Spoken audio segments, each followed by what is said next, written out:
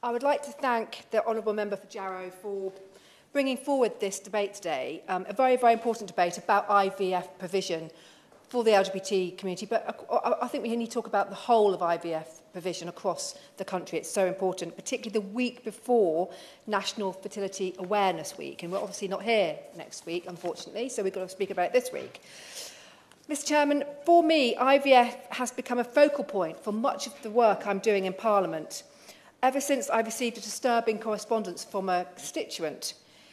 She told me her story, which I think resonated with women from across the country when I looked into it. She was working in the financial sector. She'd been having a very successful career for 20 years. She decided to use IVF to get pregnant because of her fertility issues. After complications, her employers discovered that she was undergoing IVF treatment.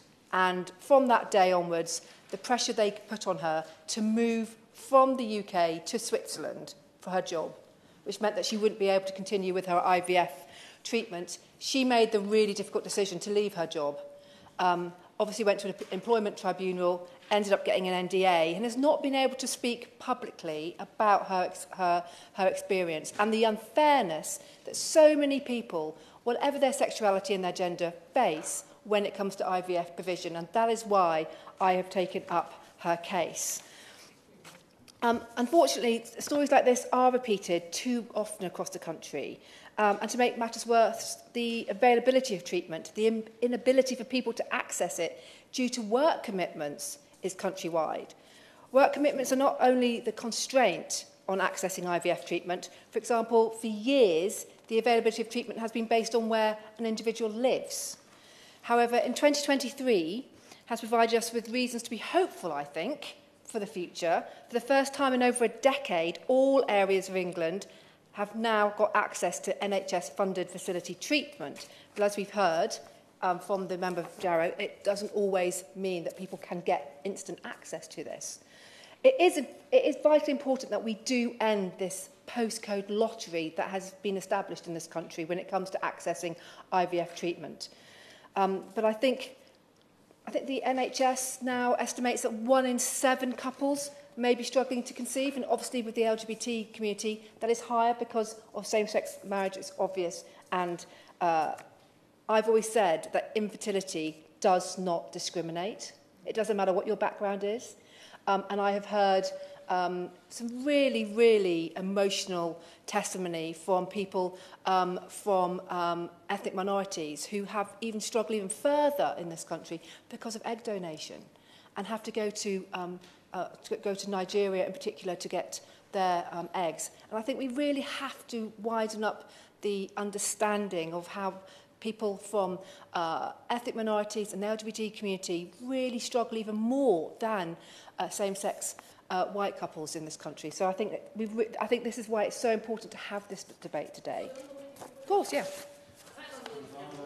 On the point she makes, of course there are many in the LGBT community who will suffer from infertility, but the reality is as a starting point, it's not infertility that's necessarily the issue, it's that we are same-sex. Yeah. And would she recognise that actually the guidelines are based on infertility rather than recognising the unique nature and the difference of various LGBT families?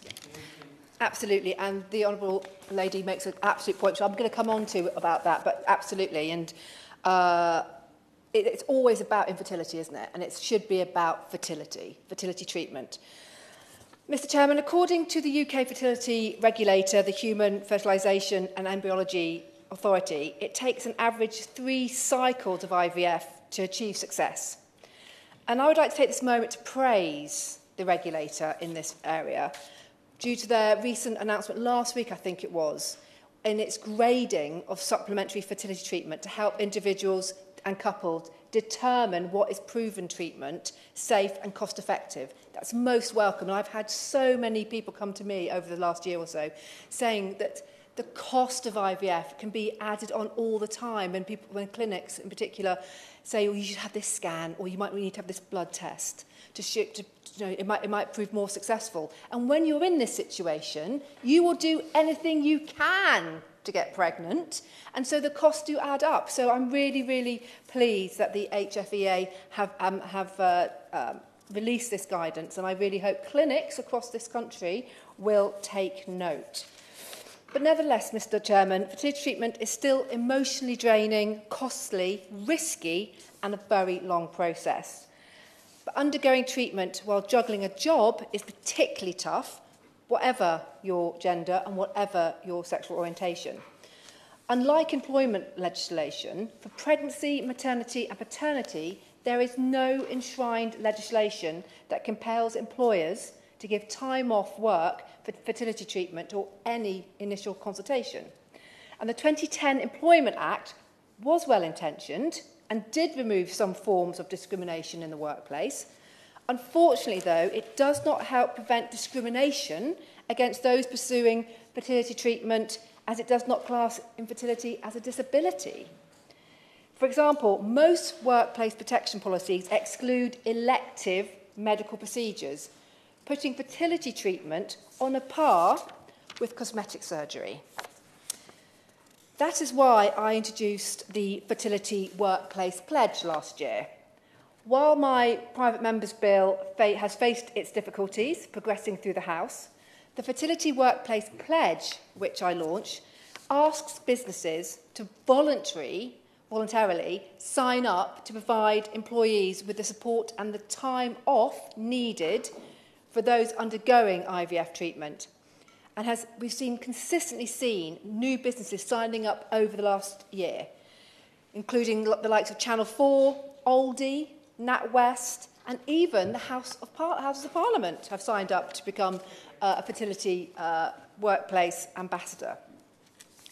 And we're getting more and more businesses signing up. I have several a week now, and I would ask members, honourable members in this debate today, if they can encourage employers in their constituencies to look at the Fertility Workplace Pledge and consider signing up. Because if we can do this voluntarily rather than through employment law, then all the better, because it changes the debate and the discussions and the attitude toward fertility treatment. Of course. I'm grateful for my friend for giving way on that point. She's making a brilliant speech, and I thank her for all the work she's done in this area. One of the problems is that the societal stigma around fertility treatment still persists, and it is quite vicious and vocal, actually, around how it's not seen as a disease, it's not seen as something that is as of equal weight as other conditions. And I think part of this is that we need to change this in schools. There's been a lot of talk today about the government's sexual education programme. In schools, we're taught how not to get pregnant.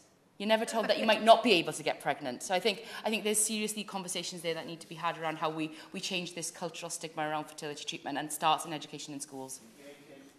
I think the honourable member's made a very, very good point here, and I think talking about the sex education in schools, it is absolutely imperative that we teach our children about all types of relationships, same-sex, heterosexual couples at an age-appropriate time. But 4- and 5-year-olds, in my opinion, need to be taught about same-sex couples as much as heterosexual couples. And I really hope that goes ahead.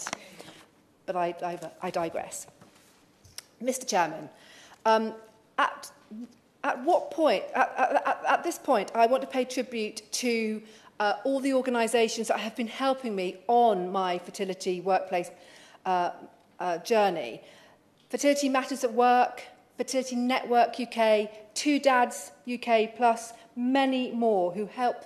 It's been unquestionable and really, really vital to push towards the Fertility Workplace Pledge and improve access to IVF for everyone. When we discuss access to IVF treatment, there is one particular group, as we've heard, who can benefit from this treatment greatly and deserve equal access.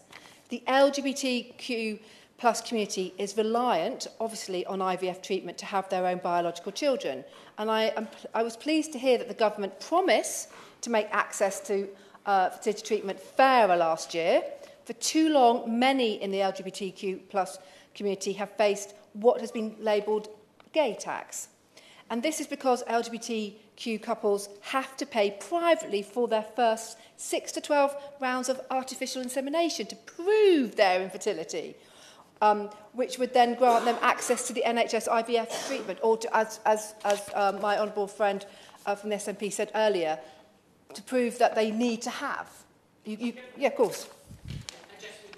The lady for giving way, and would just remind her that that is only in England and Wales. That in Scotland, not to boast too much, but to hopefully share the positive experiences in Scotland, that it is the case that you don't have to go through that process in Scotland.